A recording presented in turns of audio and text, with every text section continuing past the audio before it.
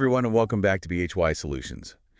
Today, we're diving into something I think we all crave. Doing work that truly lights us up.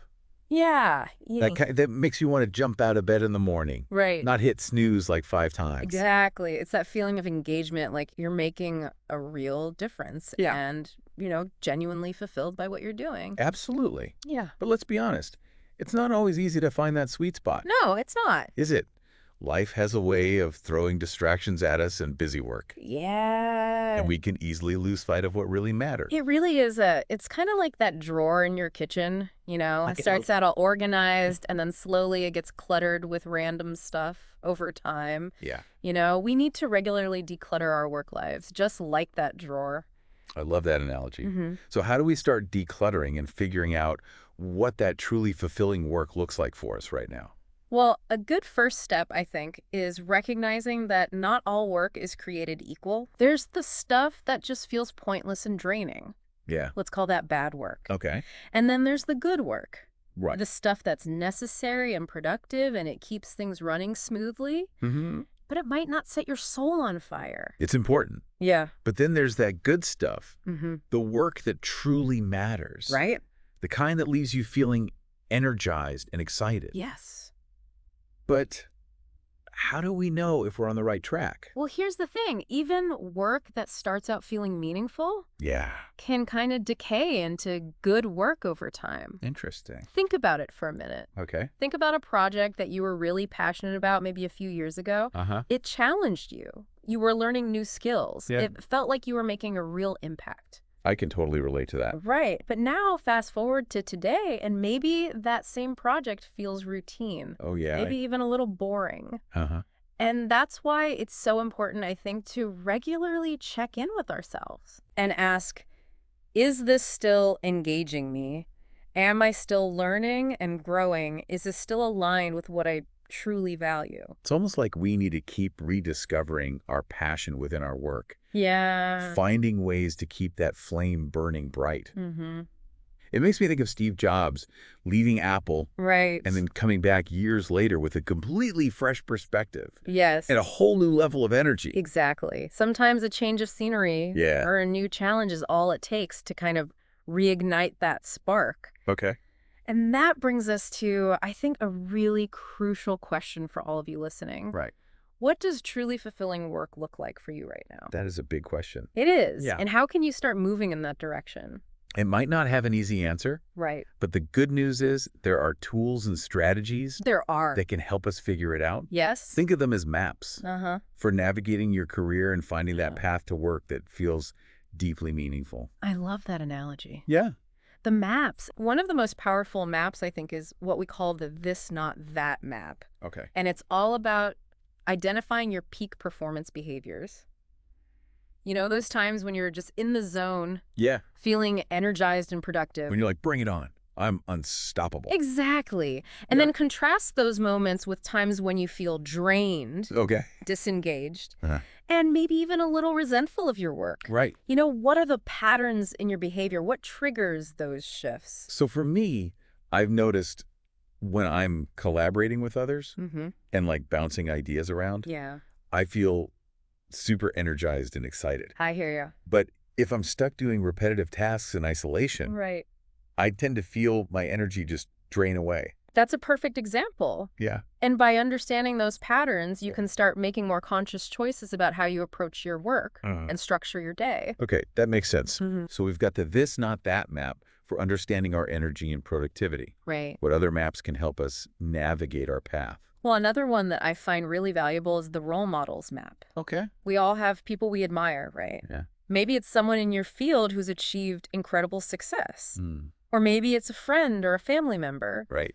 who just embodies qualities you really respect. It could either be someone from history Absolutely. or even a fictional character. Yeah. And this map encourages you to really dig into those role models. Okay. What specifically do you admire about them? What are their strengths? What values do they represent? And most importantly, how can you embody those qualities more fully Right. in your own life and work? I love that.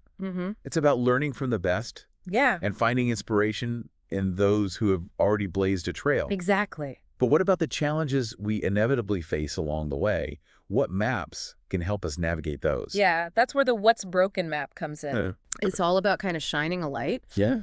on the things that drain your energy and block your progress at work. So those little annoyances that build up over time Yeah. and start to feel like major roadblocks. Exactly.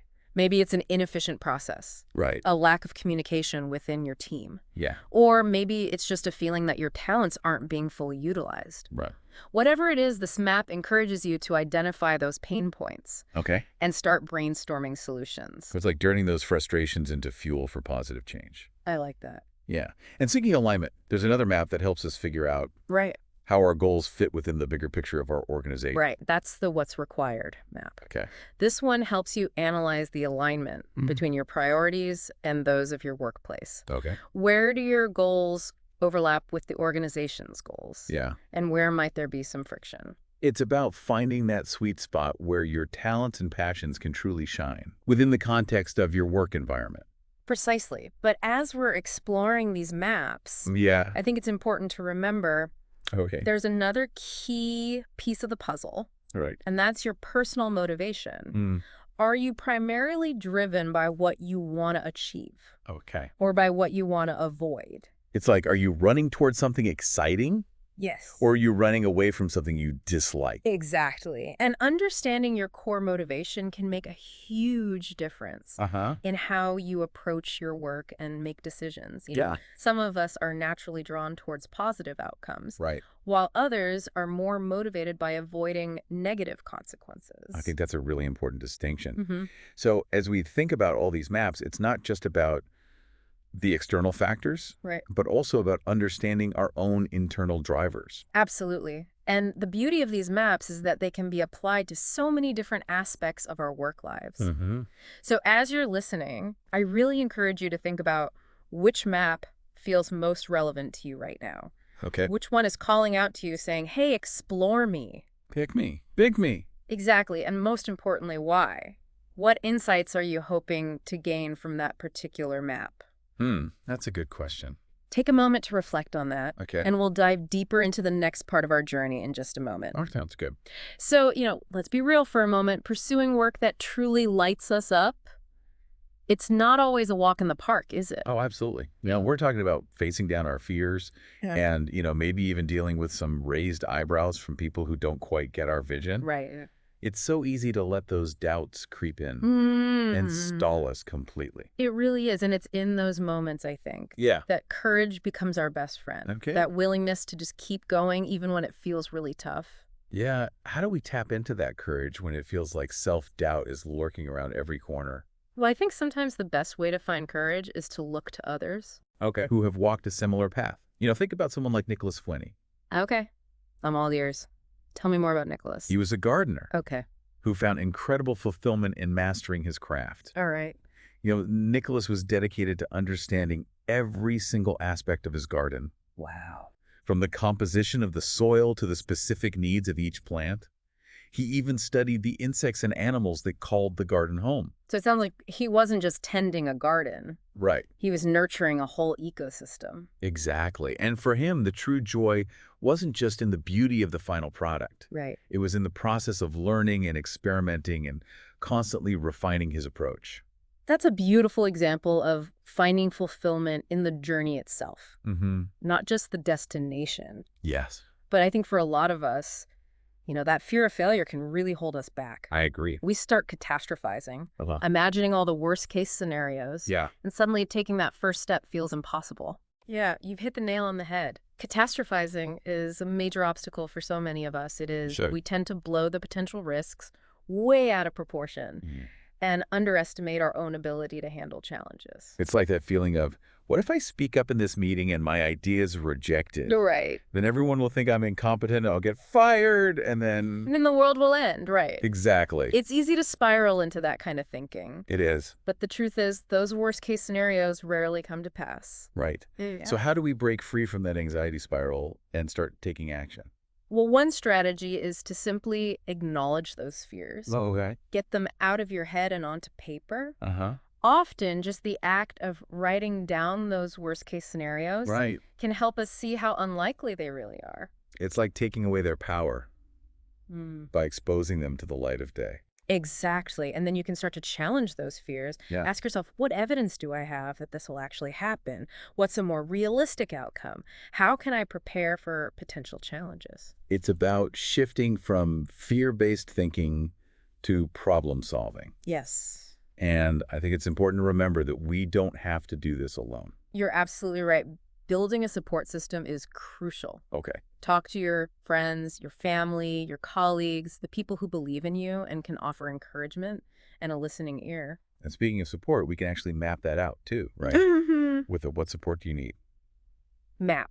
Precisely. This map encourages you to think about different types of support. Okay. Emotional support from loved ones who can offer encouragement and help you stay positive, technical support from colleagues or mentors Right. who can provide guidance and expertise, and even political support Okay. from influential figures who can champion your ideas.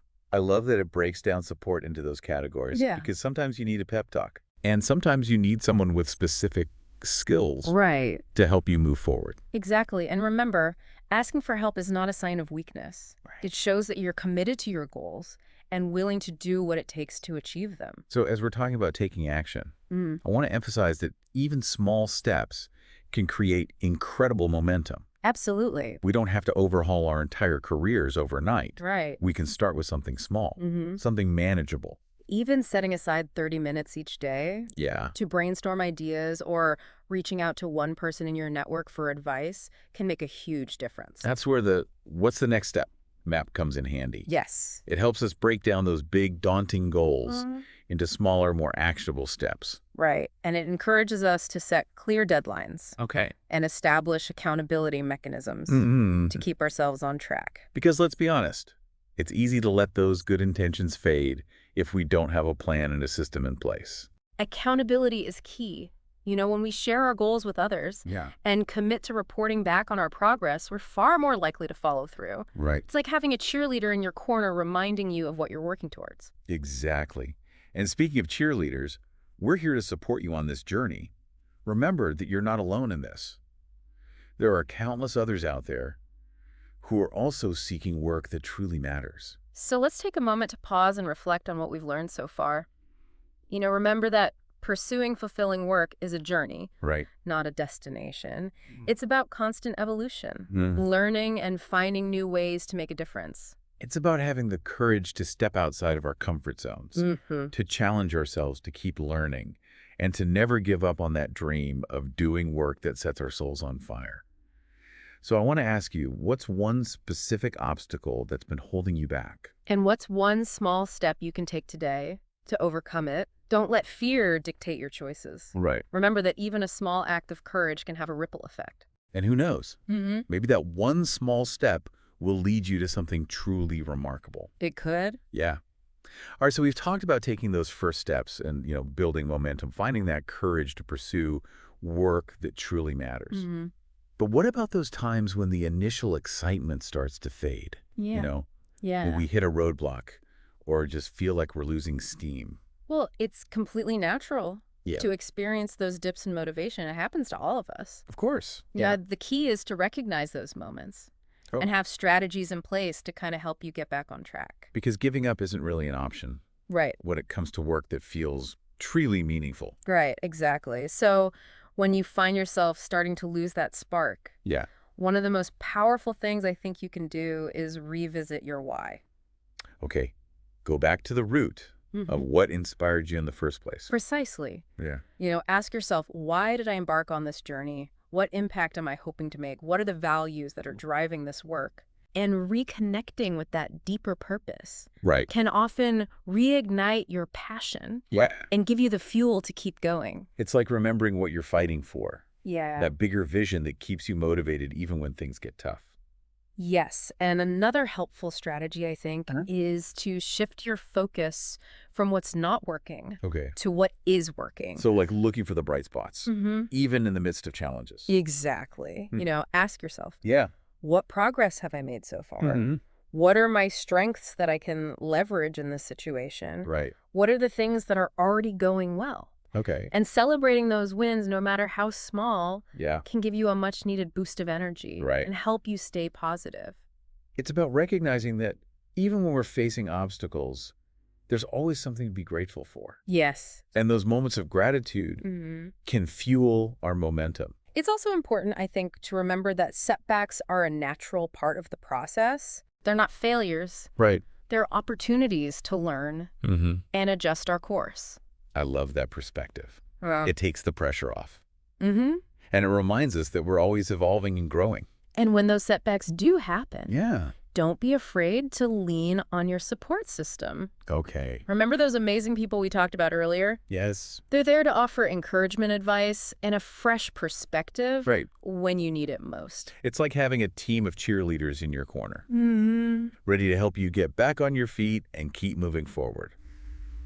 And here's another key point. Okay. Sometimes doing more great work means saying no to things that are draining your energy or pulling you away from your goal. Ah, the power of no. Right. It can be so hard to say, It can. but it's so essential for protecting our time and energy, Yes, for the things that truly matter. absolutely. And here's a little trick. Okay. Instead of focusing on saying no, Yeah. try saying yes more slowly. I love that. So it's not about shutting down opportunities, Right. but taking the time to carefully consider whether they align with our goals and our values. Exactly. When someone asks you to do something, instead of immediately saying yes, try something like, that sounds interesting. Let me take a look at my current commitments and get back to you. Okay. It gives you that breathing room Yeah. to assess whether it's something you truly want to take on Right. without feeling pressured to make a decision on the spot. That's really important. And it also helps set the expectation Okay. that you're not automatically available Right. for every request that comes your way. Yeah. You're being intentional with your time and energy. And that intentionality is crucial for doing fulfilling work. It really is. It's about making choices that align with our values and our goals, even when it's difficult. It's about showing up as the best version of ourselves, both in our work and in our lives. And remember, this journey doesn't end here. It doesn't. Doing fulfilling work is an ongoing process of self-discovery, growth, and contribution. It's about embracing the challenges and celebrating the wins and never losing sight of your why. So keep exploring, keep learning, and keep taking action. Yes, the world needs your unique talents and contributions. Absolutely. And never underestimate the power of a single step, a single act of courage, Right. a single decision to make a difference. Okay. Who knows? Yeah. Maybe that one small step will lead you to something truly extraordinary. Well, thank you so much for joining us on this deep dive into finding and doing work that sets your soul on fire. We hope you found it inspiring and insightful, and we can't wait to see what amazing things you accomplish. Until next time, keep shining your light and keep making the world a more beautiful and fulfilling place.